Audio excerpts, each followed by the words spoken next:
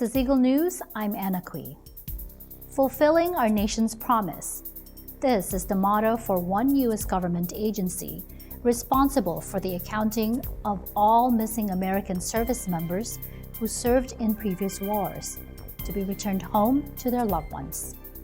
Our news team from Hawaii visited the agency's facility at Joint Base Pearl Harbor, Hickam. Mio Acenas has the story.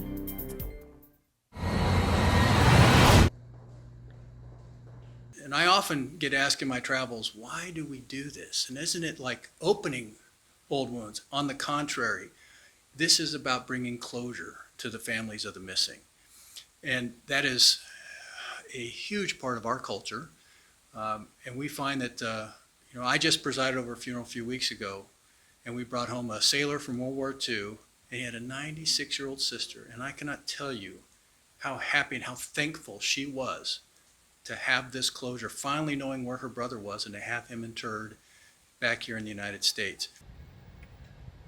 Located not far from Honolulu's International Airport is a Department of Defense agency with just about 600 military and civilian personnel. However, this small organization carries an enormous yet honorable task of fulfilling America's promise of bringing home the remains of all fallen service members from present and past conflicts. This is the Defense of POW MIA Accounting Agency, or DPAA. So DPAA has existed for a little over 4 years, but the United States has been doing this mission for about 40 years. And it was taken on as a mission due to families of our missing, especially from the Vietnam War, that worked with our government and our Congress to press us to take on this as a mission to try and account for all of the Americans missing at that time back from the Vietnam War. Back in 2010, the U.S. Congress passed a law that asked the Department of Defense to account for all Americans missing from past conflicts as far back as World War II. According to DPAA's annual report, 2018 was a record breaker for the agency as it successfully accounted for 203 personnel from past wars, the highest number achieved in 1 year. DPAA attributes this success to the expansion of using technology and science, as well as recent improvements in conducting field operations. Because we do missions all over the world. We work in Europe, North Africa, Central, South America, all over Asia, and all over the Pacific Islands. And so because we have such a diverse mission set, we have a really strong planning component to the mission with a lot of experts who are very good at planning missions. We also have a pretty impressive logistical capability that includes military airlift, the ability to send teams and equipment to very, very remote corners of the world. And so when we're going to plan a mission, we have some formal processes that happen in the agency to include budgeting, coming up with specific plans, deciding what kind of experts need to be on the ground. Is it mountaineers, or is it going to be divers, or is it going to be a normal team that doesn't have mountaineers or divers? We have to have explosive ordnance personnel to deal with unexploded bombs. As soon as the remains and other related items are collected and shipped back to Hawaii, John and his team perform thorough examinations, which can be much more painstaking and detailed than what we normally see on TV or in the movies. We're responsible for the scientific aspects of our mission, and that includes scientific field recovery, so recovering evidence in the field. It also includes the identification of human remains that are brought into the laboratory, as well as the analysis of material evidence. So that would be like artifacts, airplane wreckage, things of that nature. Well, we consider our lab to specialize in what a lot of people would call residual remains. That is the remnants of what's left after many decades since a person died. So this would be hard tissues such as bones and teeth. It would be the artifacts that are durable that they had on their person. So things like clothing tend not to survive. but buttons survive, belt buckles, boot soles, whereas the upper parts of the boots tend to not survive. So it's these more durable components that are left after many, many years, and our laboratory specializes in getting the most information we can from those more durable components. DPAA also takes pride in building strong partnerships with other countries. The Admiral even cites one particular country in Southeast Asia as an example for its unwavering support to America's cause.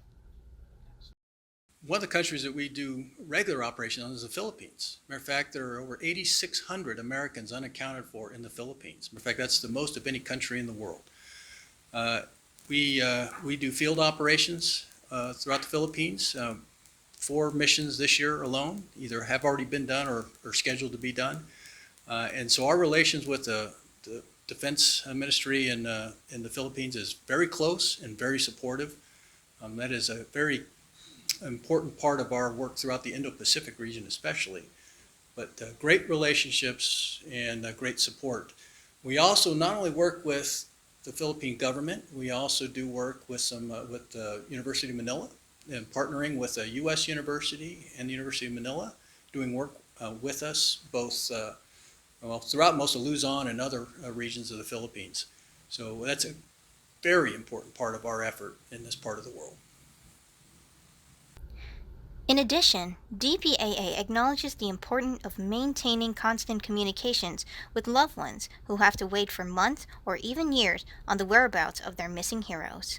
Well, we have a daunting mission.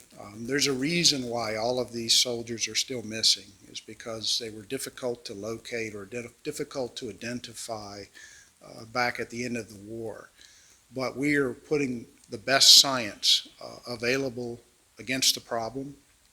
We're putting a pretty massive logistical capability against the problem.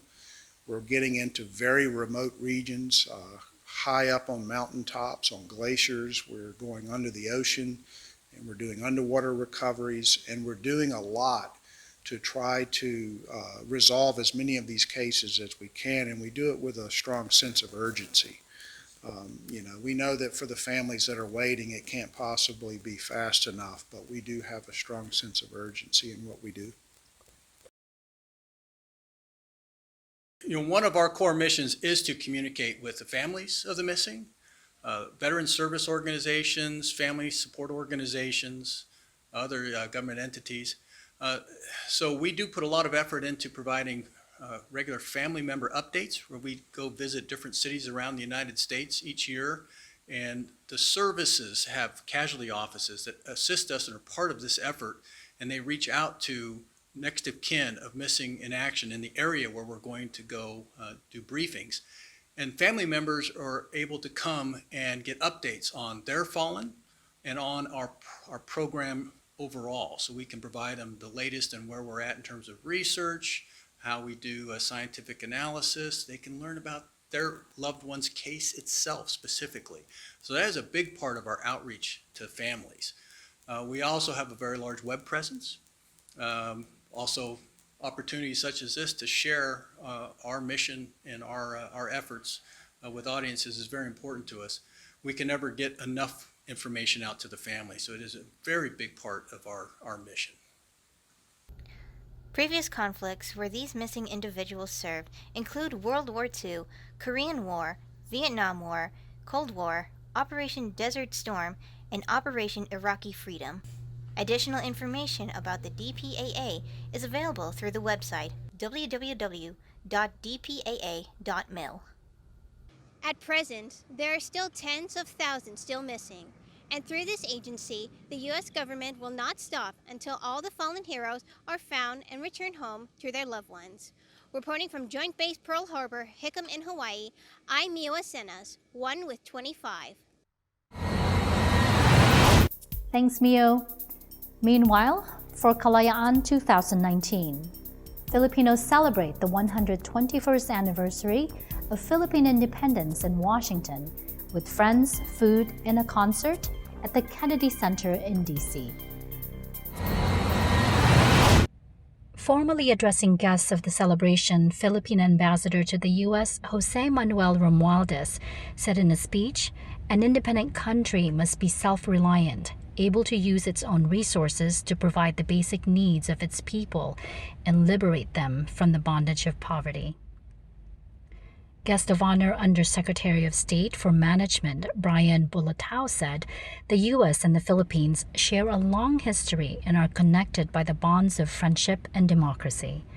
Bulatao added the U.S. government wishes for the friendship of the two nations to endure for the years and decades to come, and that may the Philippines and the U.S. continue to work together with courage of a nation, compassion for the people, and deliver on their share of aspirations of prosperity, security, and liberty.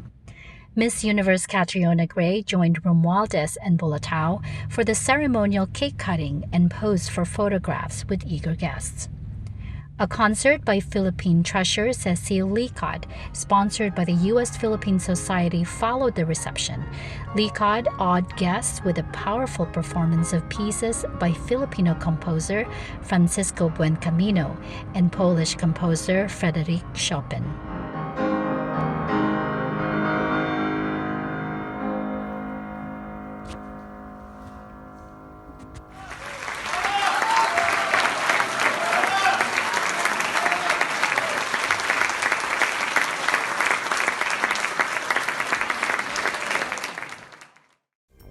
That is today's Eagle News. Join us again tomorrow as we bring you stories that matter to you.